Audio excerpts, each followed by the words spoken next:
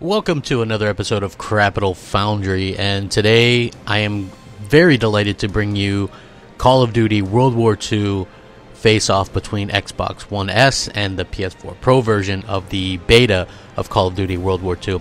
So very often we get a Call of Duty game, every year in fact, but this year there's specific reason to be excited again, and that's four little words: boots on the ground. And what I have to say so far is I liked what I played. So this is a bit of a comparison video as well as a video where I'm going to give some quick impressions of the game.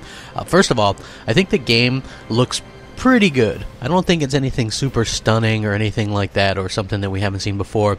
But isn't it odd how we all clamor for 60 frames per second games, especially multiplayer, but then we kind of complain when there's some bland textures or things like that, which are basically needed to make sure that these games run at a smoother frame rate. So it's like you can have one or the other. But for me, so far the game seems to run pretty smooth on both the PS4 Pro and the Xbox One S. One thing that I can say that Xbox fans are going to be happy about is I can confirm the Xbox One S version is HDR enabled. So that is fantastic news for anyone that was wondering. Hey, yes, indeed, HDR, and it does pop. You won't be able to tell during this video, but the HDR is there. Also on the PS4 Pro, obviously HDR is enabled. This is something that helps out tremendously. Even on the maps that are limited in this game, you can tell that they pop, and they're pretty nice to look at.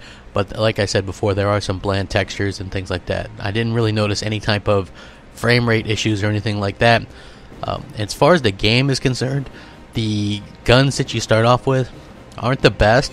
I always found myself kind of just scrounging for guns wherever I could and always just picking up whatever I could because those guns were going to be better than what you started with. So, but I guess that's a problem with pretty much all Call of Duty games. Again, the quick pacedness of Call of Duty, which makes it such a fantastic franchise, is back. The Twitch shooter, fantastic.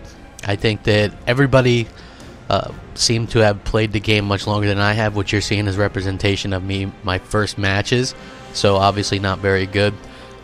But at the end of the day, I think that this is going to be one of the best Call of Duties in a long time. I got a Call of Duty World at War type of vibe from it, just with that kind of quick-paced World War II type of action game. And I'm really looking forward to the final release. Like, I was already excited for it. I'm sure there's some nonsense to be found in it. We all complain about every multiplayer game for one reason or another. But honestly, I found very little reason to complain. There could be some reasons later on, and I'm sure that I'll get frustrated like I do in most multiplayer games. But overall, I was very impressed with what I played. And what was really cool was they have a survey that you can take after games. It's like, did you have fun during the last match? And so, yeah.